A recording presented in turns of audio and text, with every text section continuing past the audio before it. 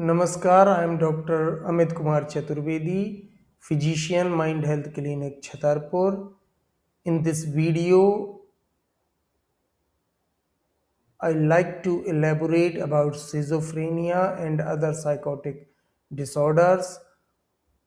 Worldwide, schizophrenia and other psychotic disorder represent a major health problem and results in huge burden on the individual, family and society.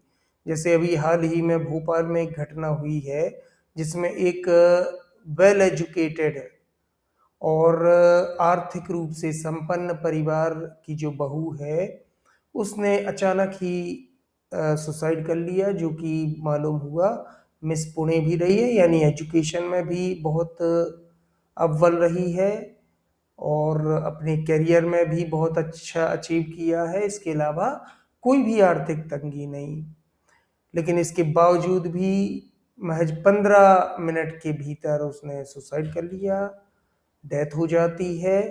और वहाँ पर जो उसकी mother in law ने statement या एक social media के माध्यम से बताया कि मे बी उसने कंसल्ट किया था साइकेट्रिस्ट को, जिसमें उसे सिजोफ्रेनिया की बीमारी बताई गई थी। बोलचाल की भाषा में इसे हम स्प्लिट पर्सनालिटी भी बोलते हैं। साथ ही साथ अपने बुंदेलखंड में अगर बात करें तो बहुत ज़्यादा लोग कहते हैं कि भाई ऊपरी बाधा हो गई, किसी ने कुछ करा दिया है, इसका दिमाग खराब हो गया या पागल हो गया, इस तरीके की कमेंट या टैगिंग साइकोटिक रोगियों के साथ किया जाता है, अक्सर ही देखने को मिलता है इसके। लेकिन वास्तव में जो वर्ल्ड हेल्थ ऑर्गेनाइजेशन है, उन्होंने अपनी जो किताब है, जो बीमारियों का रिकॉर्ड जहां पर रखा जाता है, उसको हम बोलते हैं इंटरनेशनल क्लासिफिकेशन ऑफ डिजीज। इसमें चैप्टर ए से जेड तक चैप्टर होते हैं। प्रत्येक चैप्टर में 00 से लेकर के 99 तक 100 सब चैप्टर या सब कैटेगरी होती हैं। इन्हीं में से एफ चैप्टर में, जो कि 5वें नंबर में आता है, F00 से लेके F99 तक मेंटल डिसऑर्डर को रखा गया है।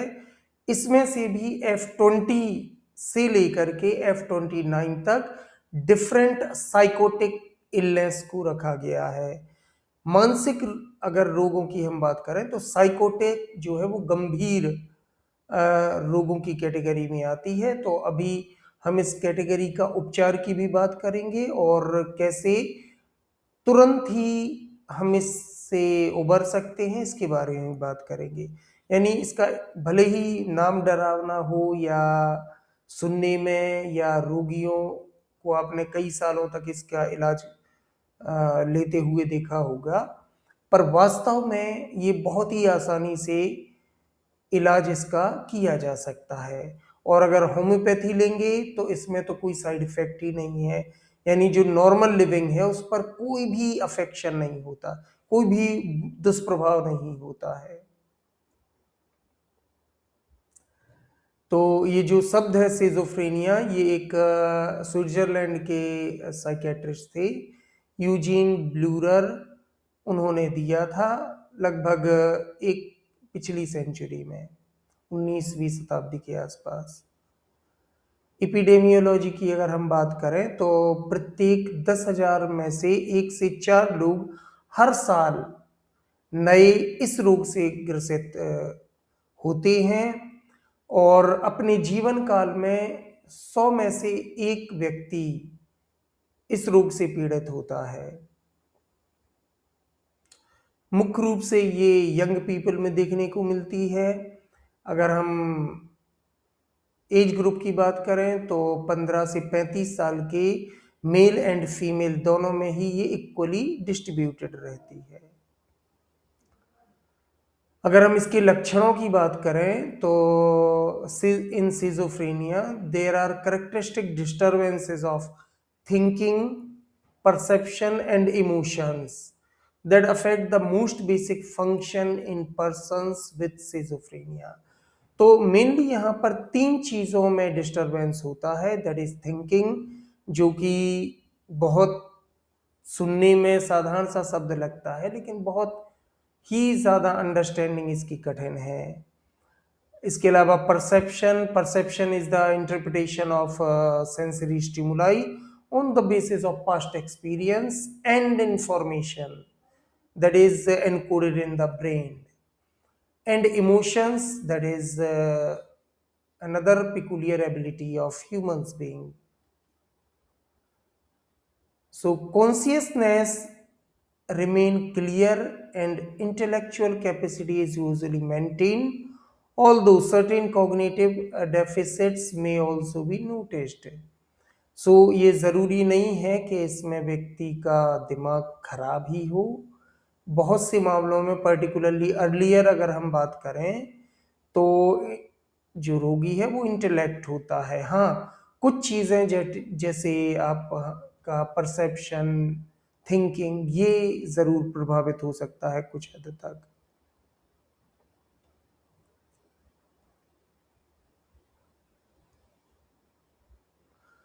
अब हम उन लक्षणों की बात करते हैं जो कि पेशेंट के अटेंडर या जिनके साथ वो रहता है वो रिपोर्ट करते हैं।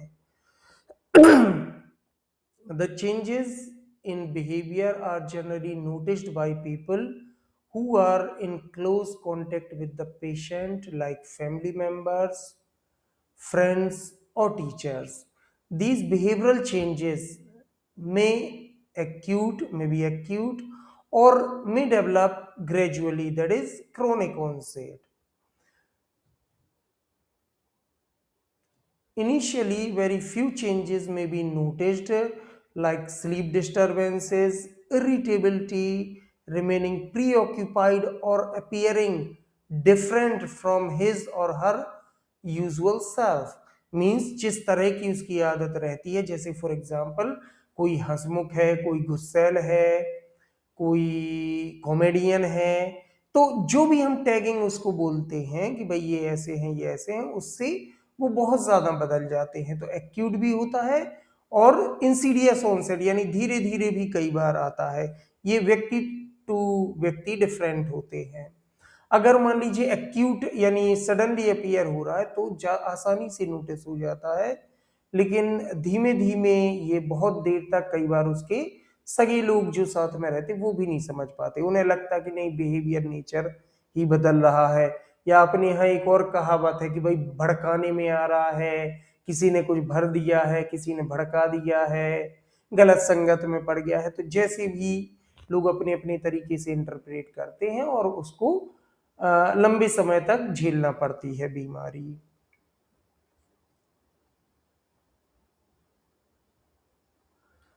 तो इसके अलावा सम ऑफ द पेशेंट में not answer relevantly to the questions ask. हम पूछ कुछ रहे हैं, वो कुछ भी बोल रहा है या सब कुछ बोल रहा है। कई बार अटेंडर या परिवार के लोग भी डरने लग जाते हैं कि अरे भाई ये तो उल्टा ही जवाब देंगे। ठीक है, because of lack of proper connections between sentences और फ्रेजेस और words, they may be speak very less or may not speak at all. However, some patients may continue to speak relevantly and coherently. तो दोनों तरह की चीजें यहाँ पर मिल सकती हैं, लेकिन मोस्ट ऑफ द केसेस में जो नॉर्मल स्पीच है वो अल्टर कर जाती है। इन patients with schizophrenia may express thoughts which are false and do not correspond to the reality. तो ये ऐसे ऐसे विचार बताते हैं, ऐसी ऐसी कहानियां बताते हैं कि जिनका रियलिटी से कोई लेना ही देना ही नहीं रहता, जबकि वो अपने आप में सही बता रहे होते हैं अपने विचार। मतलब ऐसा नहीं कि बदमाशी कर रहे होते हैं, सही बता रहे हैं, लेकिन एक्चुअल में they does not correspond to the reality. They may remain convinced about these beliefs even on the face of opposite evidence. That is, for example, They may believe that there is a conspiracy against them. Strangers are talking about them. Their actions or emotions being controlled by others, some external forces. ठीक है, तो कोई भूत है हमें control कर रहा है, किसी ने कोई जादू टोना करा दिया है जिसकी वजह से हम कंट्रोल हो रहे हैं, हम नहीं ऐसा कर रहे हैं लेकिन ऐसा हो रहा है। तो इस तरीके से उसका अपने बिहेवियर के प्रति जस्टिफिकेशन रहता है। इसके अलावा दे मे बी लाफ और cry without any apparent reason. ठीक है, मीटर और टॉक और shout loudly to self and may make apparently meaningless gesture in the air. Irrational behavior, it may appears as if they are talking, communicating with someone. So this is in medical term known as the hallucinations with visionary behavior. This is generally in response to hearing voices of people talking, whereas in reality no one is talking. These voices talk to the patient in second or third person, give command to the patient, or may comment on his or her action. The content of voices may be abusive, threatening or neutral. Most of the cases में मैंने जो पाया है तो abusive ही पाया है। और अगर हम अटेंडर से साथ ही साथ रोगी के through out the life history लेते हैं तो बहुत से मामलों में या तो वो अब्यूज हुए होते हैं, जो यादों को वो अनकॉन्शियस थॉट्स में धकेल देते हैं, वही रिफ्लेक्ट होती हैं उनके सिजोफ्रेनिक स्टेट में। इसके बाद आगे बढ़ते हैं, कुछ और सिम्टम्स की बात करते हैं। जो सिजोफ्रेनिया वाला मरीज होता है, दे मे अपीयर डिप्रेस्ड, एनेक्सियस, तो कई बार हाई भी होते हैं, कई बार लो भी हो सकते हैं, इरिटेबल और फियरफुल, और alternatively may show lack of emotions and emotional reactivity. They may remain emotionally indifferent and may not participate in the family events like festival, death, marriage, etc. Sometimes they may show inappropriate emotional reaction. They may become restless, or alternatively their body movement may become slow and awkward, and they may remain in same position for long period. Example is standing one place for hours, or raising hands like this, holding something like this, and whatever the condition. There are many example for such behavior.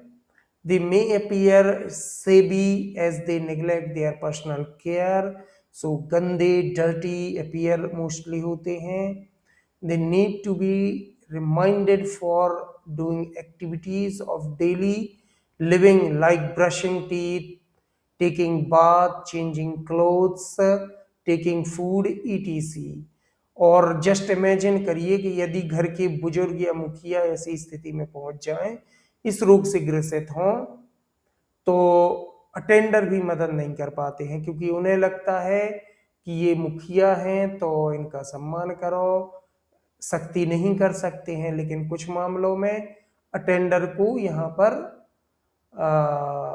जो day to day activities हैं उन्हें forcefully भी कराना पड़ता है, otherwise बहुत ज़्यादा possibility होती है कि उसे स्किन डिजीज या सेकेंडरी कोई सोमेटिक यानी शारीरिक रोग हो सकता है।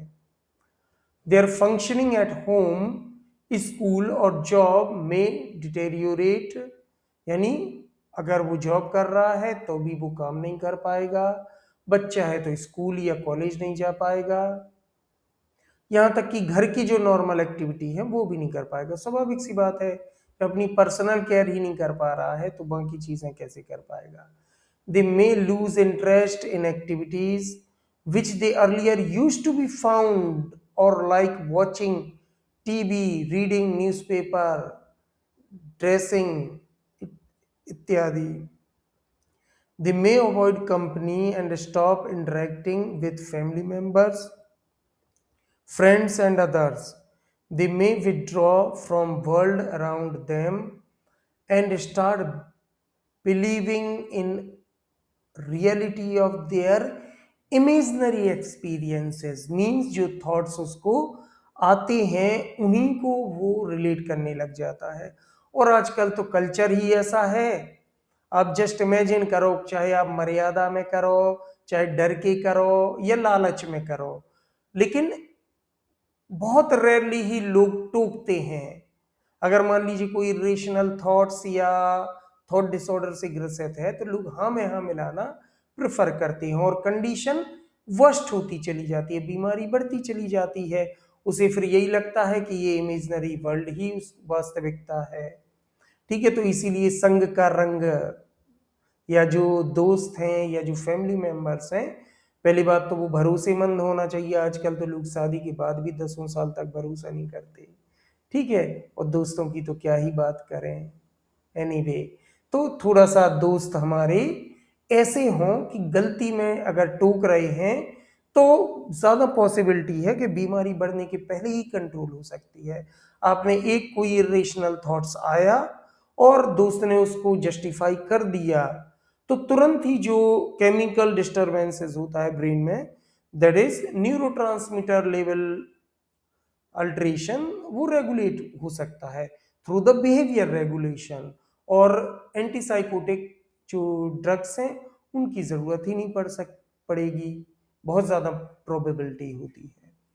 They may reluctant to seek medical help as they believe that there is nothing wrong with them। तो मुखिया है तो वो थोड़ी ना मानेंगे कि हमारा दिमाग खराब है, कोई अधिकारी है वो कभी नहीं मानेगा हमारा दिमाग खराब है, समझ रहे हैं ना। या कोई पैसे वाला है वो तो और ही नहीं मानता है, उसको तो कह दो बंदूक लेके आ जाए कि तुम हमें पागल कह रहे हो, क्योंकि इसके अलावा लोग जानते ही नहीं हैं बीमारी के बारे में या जानना भी नहीं चाहते, और स्वाभाविक सी बात है स्टिग्मा भी हो जाता है। नेक्स्ट है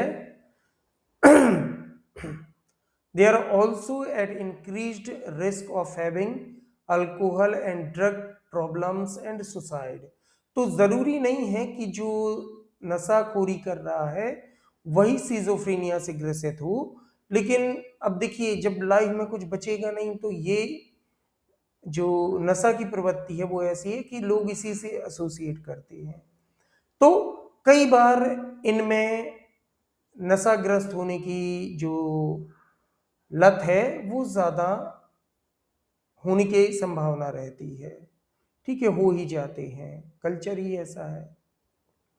नेक्स्ट है साइकेट्रिक एग्जामिनेशन में या जो विशेषज्ञ होते हैं फिजिशियन, वो क्या क्या देखते हैं सिजोफ्रेनिक पेशेंट में।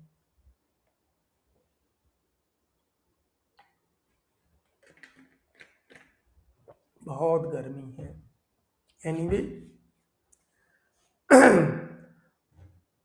तो देखिए इसमें जो सिम्टम हैं सिजोफ्रेनिया के, ये दो कैटेगरी में कैटेगराइज किए जाते हैं।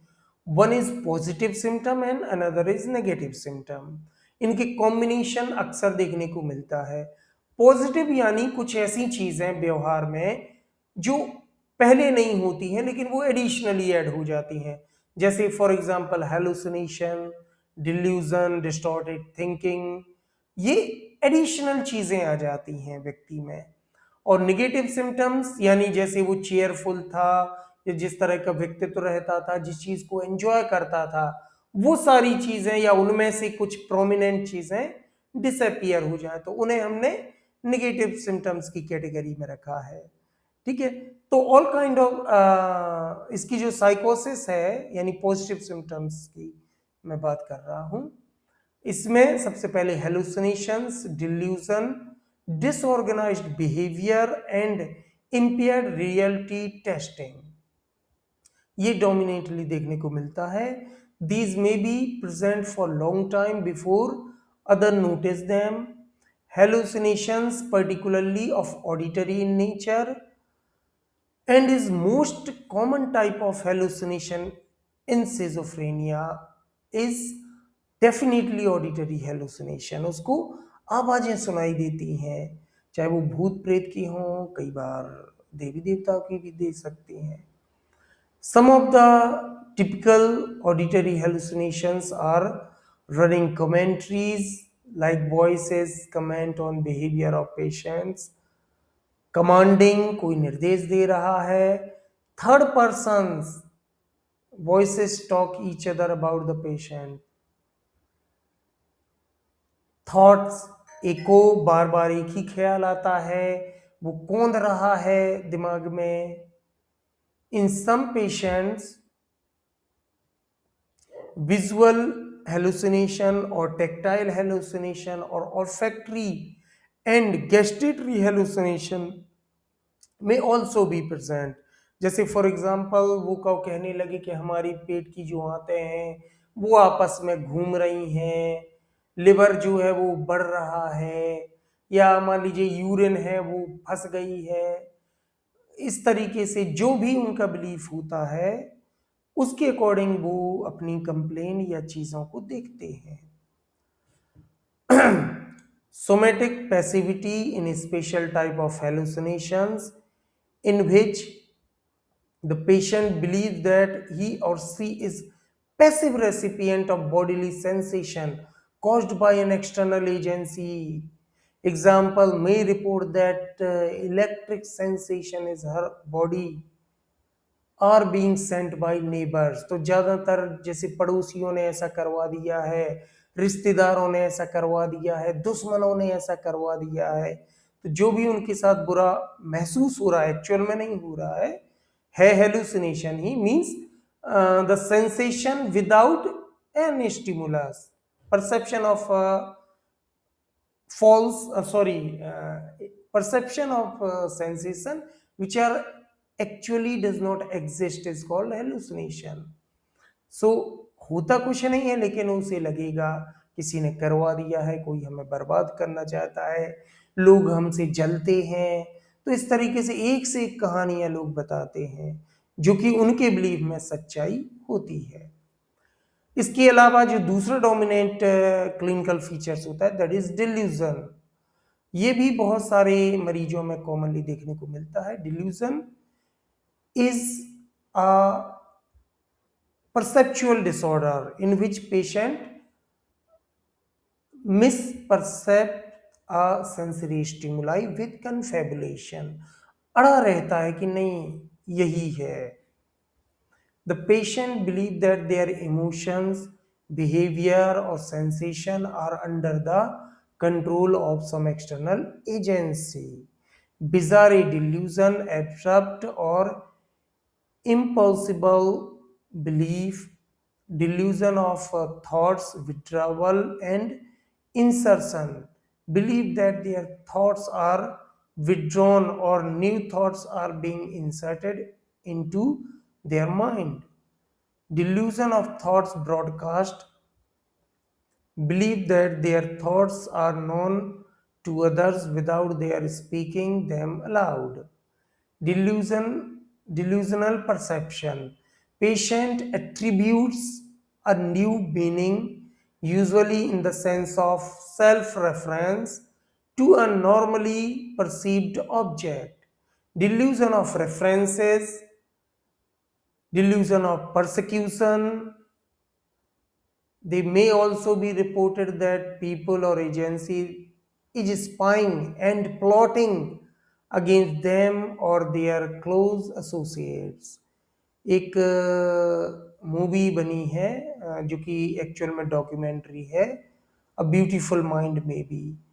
तो उसमें नोबेल प्राइज विनर जो साइंटिस्ट हैं वो सिजोफ्रेनिक थे, लेकिन वहां पर देखिए आप नोबेल प्राइज तक पहुंच गए। और हमारे यहाँ नॉर्मल लाइफ ही लोग नहीं रिहेबिलिटेट कर पाते हैं या रिस्टोर कर पाते हैं। तो फॉर्मल थॉट डिसऑर्डर्स भी इनको रहता है। In some patient with schizophrenia speech में appear vague and woolly, it may be incomprehensive, irrelevant or incoherent। There may be break in thoughts which manifest as loss of apparent connection between sentences, phrases, or words, and is because of difficulty in organizing their thoughts. Neologism is used for new word which specially meaning for the patient.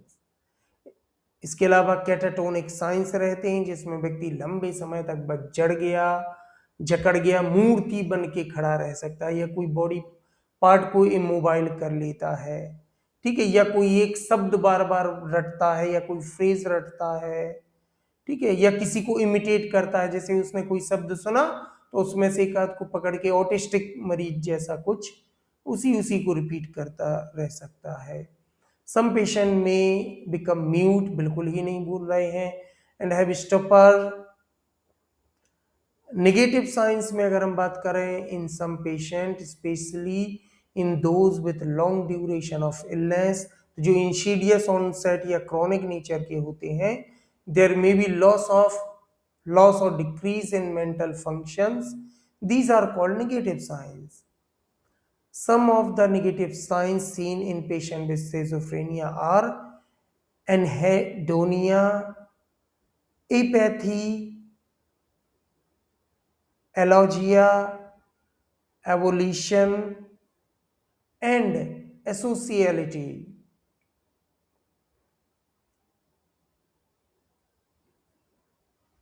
ये भी बात सही है।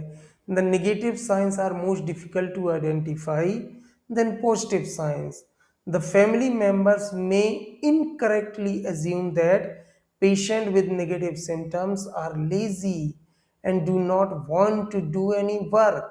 यानी निकम्मा नाकारा उसको बोला जाता है, टैग लगाया जाता है, ठीक है। लोग गाली गलौज भी कई बार करते हैं, मारपीट भी करते हैं, और क्यों करते हैं कि इसको तो गर्राट हुआ है, ये कुछ करना नहीं चाहता है। और ज़्यादातर जो मरीज हैं वो भी अपनी हाईली प्रोडक्टिव एज के रहते हैं, इसलिए उनसे अपेक्षाएं ज़्यादा रहती हैं। सोशल प्रेशर रहता है कि भाई आप 25 के हो गए, 30 के हो गए, कुछ करते नहीं हैं। हर दूसरा व्यक्ति पूछेगा भाई क्या करते हो, कलेक्टर बन गए, मास्टर बन गए, प्रोफेसर बन गए, डॉक्टर बन गए कि कंडक्टर बन गए। तो ये चीजें और वर्सनिंग करती हैं, और जो फैमिली सपोर्ट रोगियों को मिलना चाहिए वो भी नहीं मिल पाता है। क्योंकि बाकी मान लीजिए सर्दी भी हो जाए तो पूरा परिवार उसकी आवभगत देख रेख करता है, लेकिन ये एक ऐसा डिसऑर्डर है जिसमें जो सबसे जिनकी जरूरत ज्यादा रहती है वही साथ छोड़ देते हैं, और इसीलिए लोग कभी भी एक्सेप्ट ही नहीं करते। वो मर जाना पसंद करते हैं लेकिन ये स्वीकार नहीं करते कि हमें कोई मेंटल इलनेस है। साइकोटिक में तो बहुत ही ज्यादा हालत बुरी हो जाती है।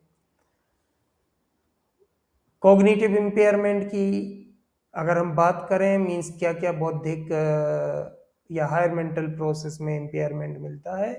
So it is now believe that patients with schizophrenia have problem in cognitive functions like attention, memory, decision making, motor skills, executive functioning and intelligence। तो भले ही इनिशियली ये चीजें इंटैक्ट हों, लेकिन इन पर 100% असर पड़ेगा ही पड़ेगा। भले ही कोई अधिकारी है, लेकिन अगर वो सोचे कि हमारी तो अधिकारी के रौब में चल जाए तो ऐसा पॉसिबल नहीं होता है। कई बार बहुत गंभीर कॉन्सिक्वेंसेस भी मिलते हैं। Cognitive deficits are most difficult to recognize but have the most disabling impact on day-to-day normal functioning। अब सबसे इंपॉर्टेंट है भाई ये चीजें हो क्यों रही हैं। तो अगर हम बात करें सिंपली अपने क्षेत्र में, तो जो मेंटल एबिलिटी या मेंटल प्रोसेस है ये प्राइमरी लेवल से ही वर्स्ट एक्सपीरियंस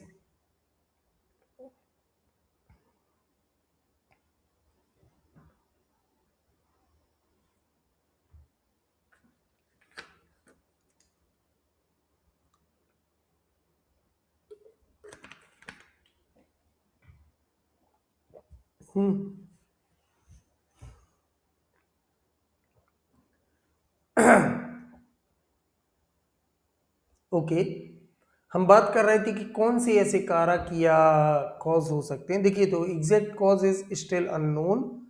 ठीक है भाई, जैसे मलेरिया या टीबी में होता है कि कॉजेटिव ऑर्गेनिज्म है, आपने टेस्ट कराया और डायग्नोसिस कंफर्म हो गई। इसमें ऐसा नहीं होता है। यहाँ पर जेनेटिक और एनवायरमेंटल फैक्टर मोस्टली एज्यूम किए जाते हैं कि जिनके कारण से एटियोलॉजी होती है। और हमारे क्षेत्र में और बुरा हाल इसलिए है क्योंकि जो नॉर्मल मेंटल फंक्शनिंग है वो ही प्रिवेंट कर दी जाती है, रोक दी जाती है, सीज की जाती है डे टू डे। जैसे मान लीजिए सदाचार के नाम पर, आपके एटीट्यूड के नाम पर, आपके फ्यूचर के नाम पर प्राइमरी से ही बच्चे को, नहीं तुम्हें तो मेडिकल की तैयारी करना है, तुम्हें तो डॉक्टर बनना है, तुम्हें तो कलेक्टर बनना है, तो उस एक stimuli that is your career option बचपन से लाद दिया जाता है। कई बार ऐसा भी होता है कि पेरेंट्स मान लीजिए कुछ बनना चाहते और वो नहीं कर पाए, तो वो अपना जो projection that is ego defence mechanism कि उन्होंने अपना ओरिजिनल स्टिमुलाई बच्चे पर लाद दिया, और इतना ज्यादा इमेंस प्रेशर आता है कि वो ऑटोमेटिकली जो बैलेंस है वो चला जाता है और वो टूट जाता है। तो इसमें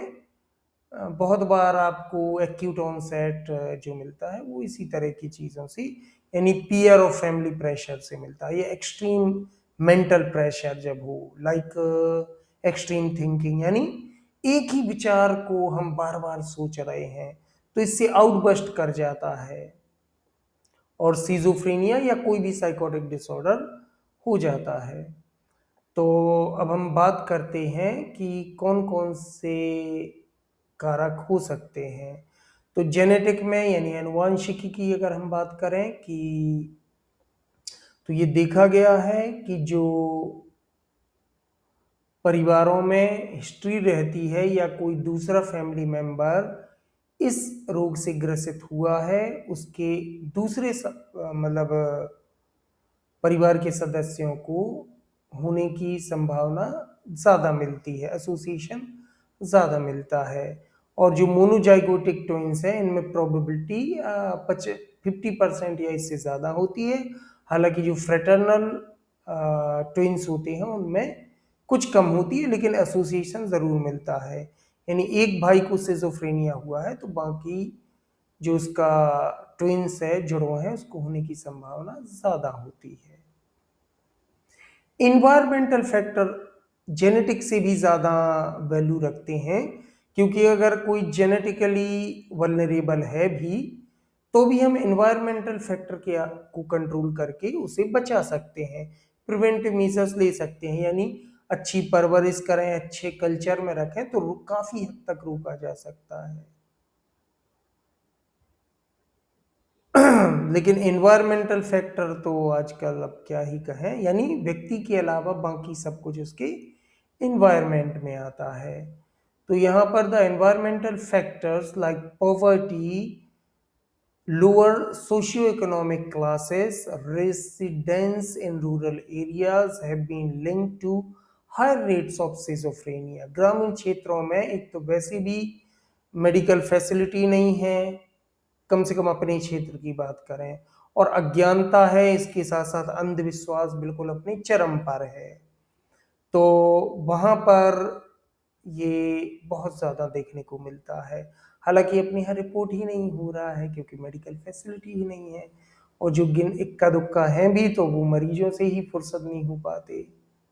आप देख लो एक साइकेट्रिस्ट कितना समय देता है, ठीक है, ज़्यादा से ज़्यादा पर्चा लिख देगा। कई बार तो वो ये कहता है कि मान लीजिए कोई अगर बहुत ज़्यादा अग्रेसिव फॉर्म में है, सिजोफ्रेनिया साइकोटिक कंडीशन है, तो वो कहता लाओ नहीं, वहीं बस दवाई लेते जाओ, इतना भी बोल देते हैं, क्लिनिक पे नहीं लाओ। तो कहने का मतलब कि सुविधाएं नहीं हैं, इसलिए और ज़्यादा प्रॉब्लम बढ़ रही है। लोग और परिवार अपने परिवार मिट रहे हैं सीधी सीधी बातों में। In the mothers of patient with schizophrenia, हाँ ये कुछ और फैक्टर की मैं बात कर रहा हूँ कि जब वो गर्भावस्था में था तो मान लीजिए उसकी मदर ने स्मोकिंग की है बहुत ज़्यादा, या रोग से ग्रसित रही है, या न्यूट्रिशनल डेफिशिएंसी रही है, या बैक्टीरियल इन्फेक्शन हुआ था, ऐसी हिस्ट्री भी मिलती है। Further complications during delivery and such as hypoxia, जिसमें बच्चा फंस जाता है बर्थ केनाल में, या बाद में वो रोता नहीं है, तो ऐसे मरीजों में भी सिजोफ्रेनिया देखने को मिलता है। हालांकि उसके साथ साथ वो ऑटिस्टिक रहते हैं तो उस पर ज्यादा फोकस रहता है। The family members of a patient with schizophrenia show high expressed emotions in the form of critical comments, emotional over involvement and hostility। देखिए, अगर इंसीडियस ऑनसेट है तो व्यक्ति या उसके परिवार का हर सदस्य एकदम त्रस्त पड़ जाता है, परेशान पड़ जाता है, और उन्हें वो डॉक्टर की आड़ में, क्योंकि सामने सामने बोल नहीं सकते, तो डॉक्टर की आड़ में खूब बुरा भला सुनाते हैं, अपनी भड़ास निकालते हैं और बिल्कुल छुट्टा बोलते हैं कि भाई आप तो ऐसी दवाई दे दो कि ये शांत पड़े रहे, क्योंकि कोई अपेक्षा उन्हें लगता है, ये वो मान चुके होते हैं कि इसका कुछ नहीं हो सकता, ये ऐसा ही है। लाइक एंटी सोशल या नकारा निकम्मा, दुनिया भर की गाली गलौज जाने क्या क्या झेलना पड़ती है। ठीक है, अब इतना ज़्यादा बोलना मुझे नहीं लगता यहाँ काम देगा।